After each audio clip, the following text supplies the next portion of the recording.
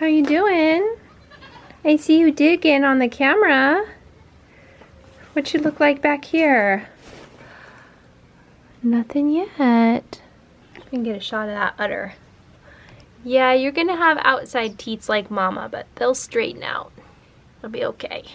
All right, Rose is in labor. Rose is an exciting kidding for me because Violet has developed into such a beautiful, well-structured goat that now I'm even more excited for her offspring. Rose here is out of Violet, sired by Pokey, and as far as I can tell, Rose is almost identical to Violet. So it'll be interesting to see how she freshens, how that udder looks. I mean, I wouldn't complain about having a Violet duplicate, that's for sure. But I'm hoping that maybe Pokey cleaned up the shoulders a little bit. It's so hard to tell when they're so fluffy and they've gained weight during the pregnancy. But then what's additionally exciting is that Rose was bred with Romeo. Those of you that know, they are half siblings. They share the same daddy. We did some line breeding earlier this year where they shared the same mama, same dam. This is one where they share the same sire. So it'll be interesting to see how the kids turn out.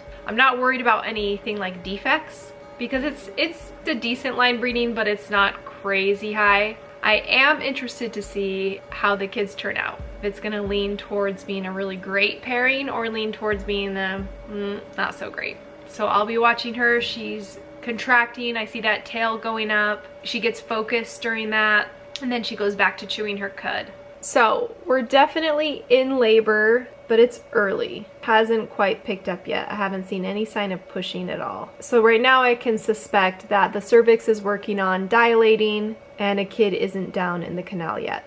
If you're looking for a new mattress, look no further because Brooklyn Bedding is the answer. The reason I love them so much is first, they're a local company, but they ship everywhere across the US. And I get people all the time telling me how much they love their new mattress. The best thing is they're really affordable. Brooklyn Bedding is located here in Arizona and they've been making mattresses since 1995. Every mattress is designed, assembled, and shipped from their Arizona factory to anywhere in the US. It comes right to your door. Once you unwrap it, it's gonna expand in a couple minutes and you can get right to enjoying the most comfortable mattress. I discovered Brooklyn Bedding a couple years ago and we slowly started replacing every bed in our house here and then at the cottage up north. Right away, I noticed my sleep improved. For my body, I need support, but I need it to be comfortable. So there's this balance because you don't want to sink too much into your mattress where you wake up sore and stiff. You want to feel surrounded by your mattress, but you also want to feel supported. And that's what I feel like Brooklyn Bedding does the best. Kevin and I both swear by it because we fall asleep fast, we sleep a good 8 hours on it, and there's not as much tossing and turning as we've noticed in previous mattresses. If I was to give you a recommendation, I would say the best one is the Aurora Luxe with the cloud pillow top. And you can get it in any size. In fact, they have custom sizes. So if you have an RV or you like to travel, they might have something perfect for you. Because they design and assemble everything in their factory, you're gonna get factory direct prices.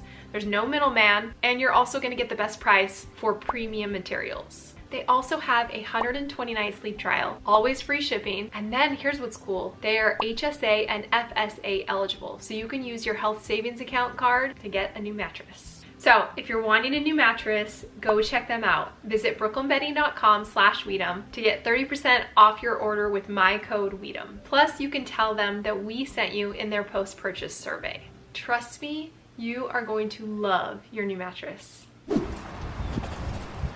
Okay, we've got a head and a hoof. That's right here.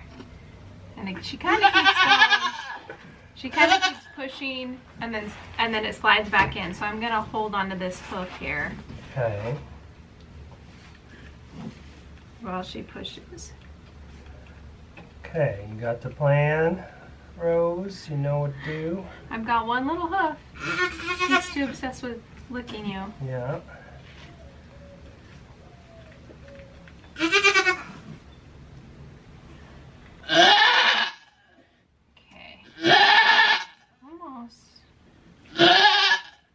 One. We're gonna stand up. No, it'll be good. There we go. Good job. Okay.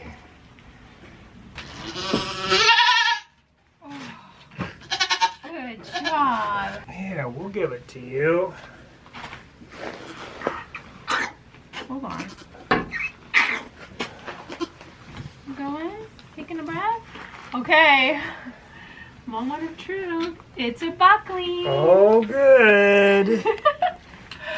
Alright, here you go. Look.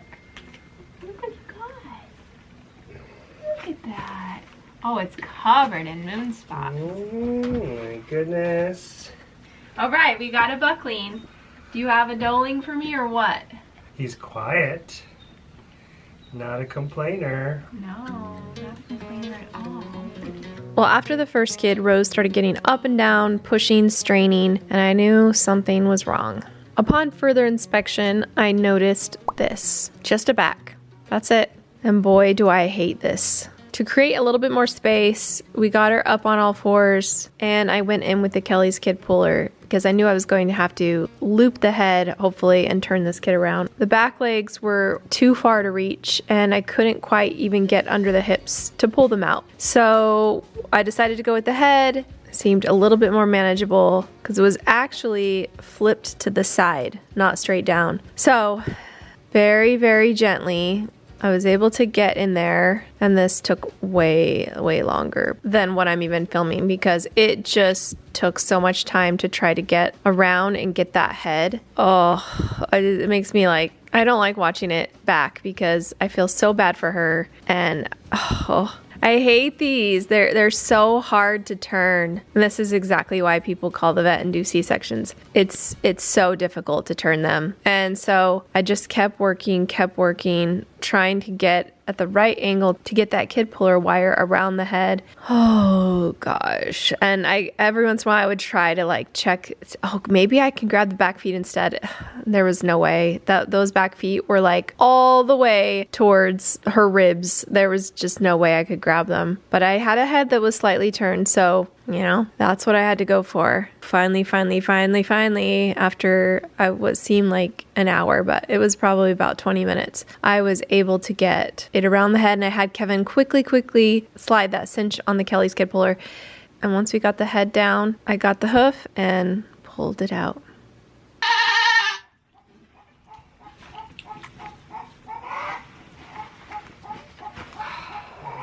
Gosh. It's frustrating. Oh my gosh.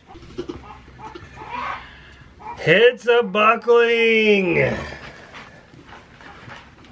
Oh, it took forever. Oh my gosh, that's so frustrating. Oh my gosh. I'm so sorry. It was like completely, literally like this, but it was like under here. Oh and there was gosh. no, like, I could feel this, but there was no, like, it was so tight that I couldn't turn it. Like her uterus is like that. There was no turning it. If I turned it, I didn't want to tear her, you know?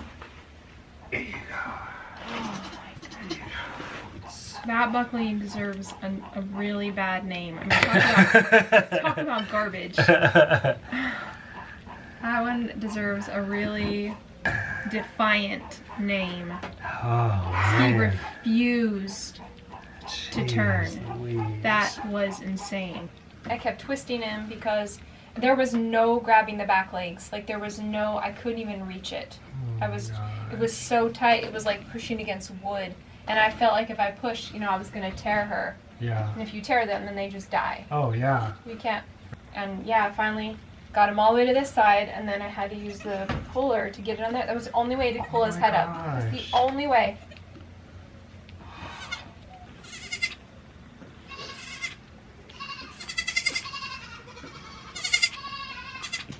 So bad for you. Feel bad for her. No, I feel bad for you. Okay, That was bad. that was rough.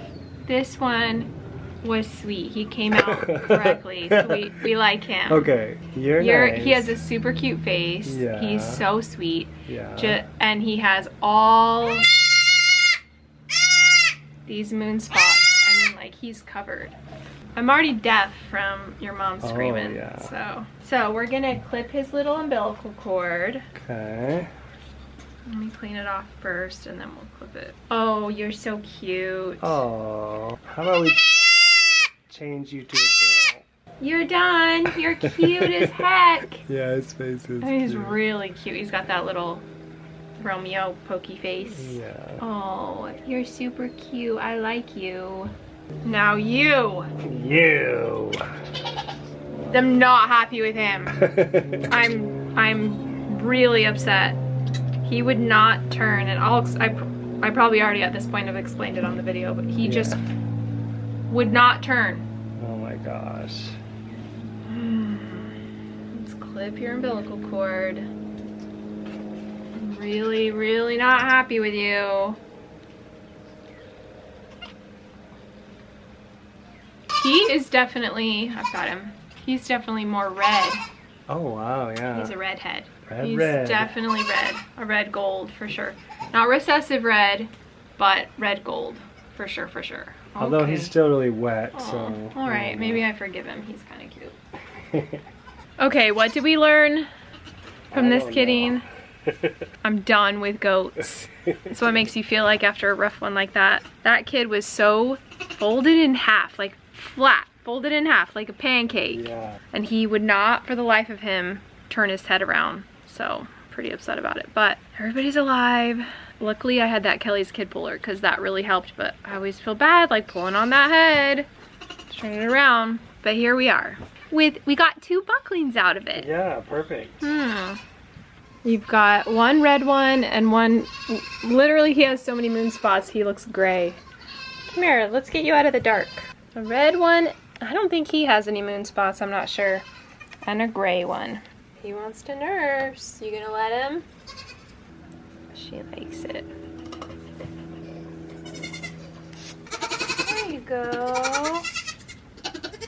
We're gonna have you be out here where it's a little bit cooler. Yeah, for sure. Okay, we've got Rose out here, almost said Violet. We've got Rose out here out in the pen with her 2 bucklings. Ugh. And she's doing great, but she doesn't want to feed them, so we've got to hold her down a little bit. Pretty normal new mom thing. They want them to stay at the front and not at the back. So what we do is we kind of distract her here. You want pets? You gotta let your kids nurse, okay? That's how it works. Okay? You can lick me. That one's the one that was born. There we go. Good job. Got it. There we go. Don't! Oh, he came in and I ruined everything! Yeah, this one over here. Okay, she's doing pretty good now. She's squatting and letting them nurse. And we're actually not gonna do the hybrid method this time. It's end of the year, we're tired. We'll hold them a lot. So that since they're like the last babies, we'll touch them, hold them a lot. And then we're gonna start milking her right away so that she learns early on not to squat. I'm afraid she's gonna be a squatter. Yeah.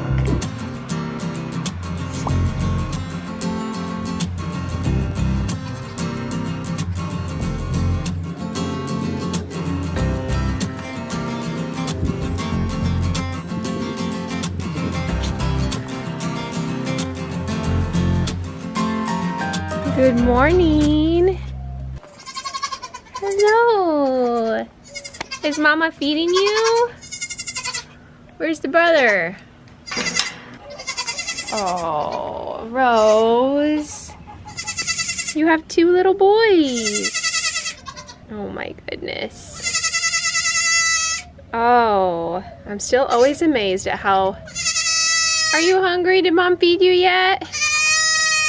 Oh no. Let's check.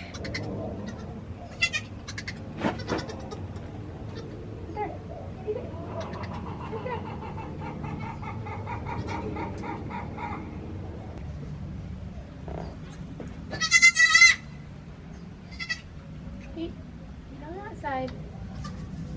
There you go. Good job. I think you're good. You're pretty patient. She's pretty patient, but a lot of times the moms are tired in the morning and they don't want to get up and do that first feeding of the day. Her udder felt big. But now's where the training starts. I did this last year with Violet and it worked really well. Every day I'm gonna walk her down this row and try to get her to walk for the show. So let's get started.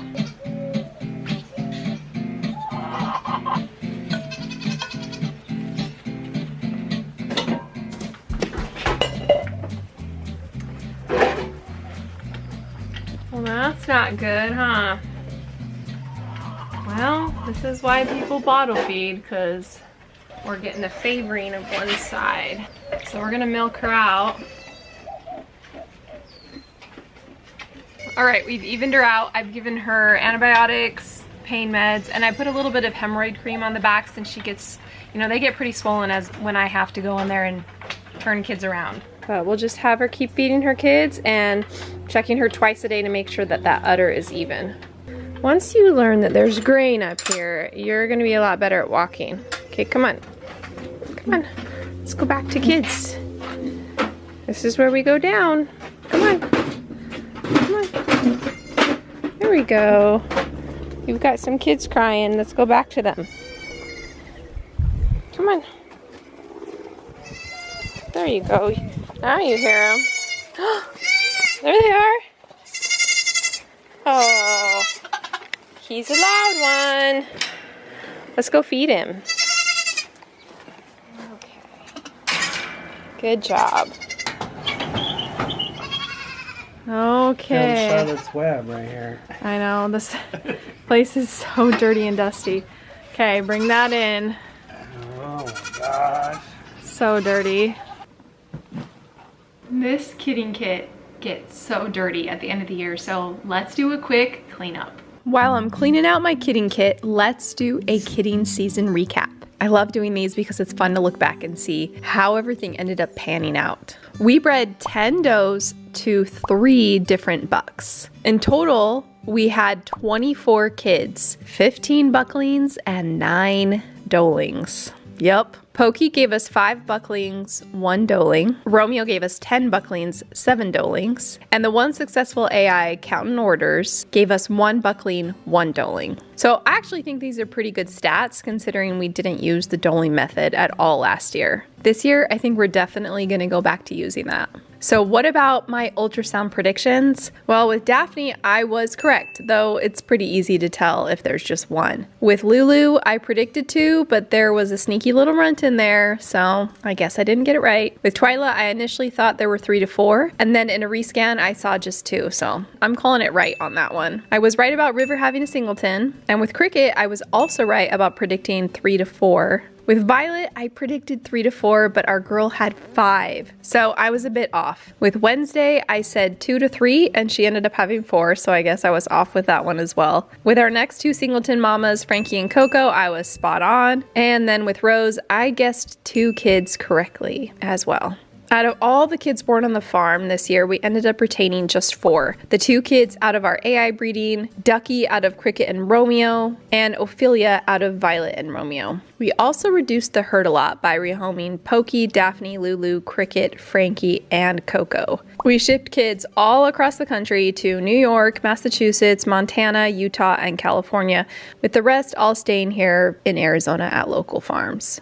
All right, now for the kidding positions. We had 14 kids who presented in the perfect position with nose and hooves or with a nose and just 1 hoof. We had 2 kids with their head only, which needed me to snag a shoulder and get the leg out to deliver. We had 5 who presented feet first, which normally the doe can deliver on her own if the feet are out and the hock's not stuck like in this picture. But if I'm there, I usually will help pull just to make sure that that's delivered before it takes a breath. We had just 1 kid this year with front hooves forward and their head back, which is amazing to me because it seems like the last couple of years we've had a lot more of those. We had 1 special case of 1 kid trying to sneak out at the same time as another. And finally, we had the worst presentation, the one I hate the most, folded in half with just the back presenting. This one needs a lot of gentle repositioning, and it is not fun for me or the doe. But the best part of this year was that 9 of the kiddings were during the day while just 1 was in the middle of the night.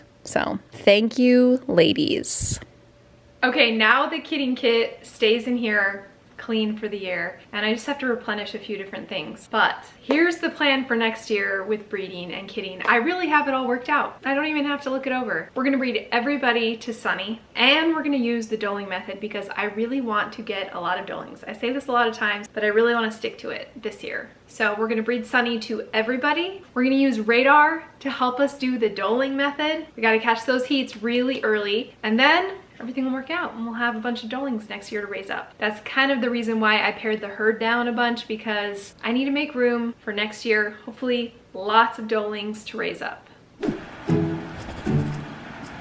Oh, you fill it from the top there, huh? Yeah, there's like, honestly I probably should take all this out, but it's fine for now.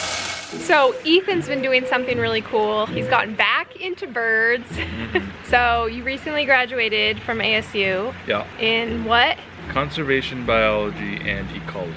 So you're really into birds and all conservation of all animals, really, but yeah, birds are kind of your thing. You've always really liked birds. So Ethan's been gathering lots of really great footage. There's like a whole saga going on with the birds. So yeah, have you gotten a lot better about knowing the types of birds that are in the area?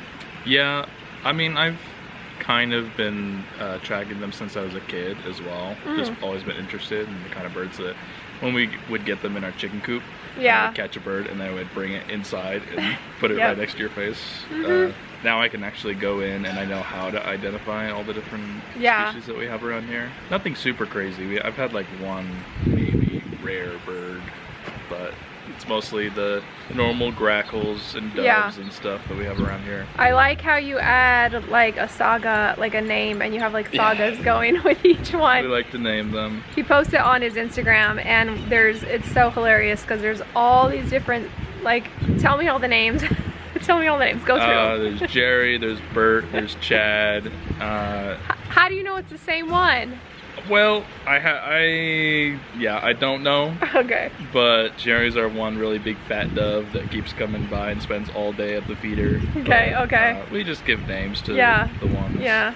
So let us know if you want to have like a segment of continuing the drama at the bird feeder, the weekly drama, because there is a lot of drama. I'm like surprised at it. Like there's ones they wait for the other ones to get done. Like the certain breeds will wait, some will fight the other breeds. It's a whole thing. There is a lot of fighting. The doves make sure that we don't have any crows or grackles come by because they will eat everything. Yeah. They love the sunflower seeds.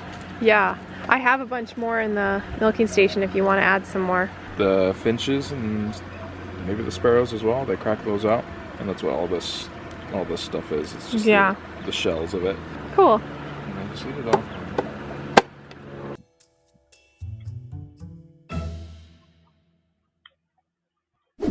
Aww. You're so cute. Guys, Lydia's home! Oh my gosh! Hello! That one has a weepy eye. They always get like dusty, like dust in their eyes, you know? Just wrecked it. I know. Come here, we want. I know. I see you. Hi. You are so cute. They're getting fat. I know. It's okay. He's such a cool color because he's, not only is he like red, he's like red so gold, and then he's gray. Nervous. Yeah, he's definitely not as friendly. All right, thanks for joining us in today's video. We ended up with 2 bucklings, so that's life. We'll have to wait till next year to retain a kid out of Rose. But we have a big announcement for the summer. I'm going to just do videos every other week because we're gonna travel a lot. We've got just a few different things coming up that it will work better for our schedule. And there's not as much happening during the summer besides like raising up babies and then, you know, pond swimming and all that. So at the end of the summer, we're gonna get back to breeding and all of the crazy things.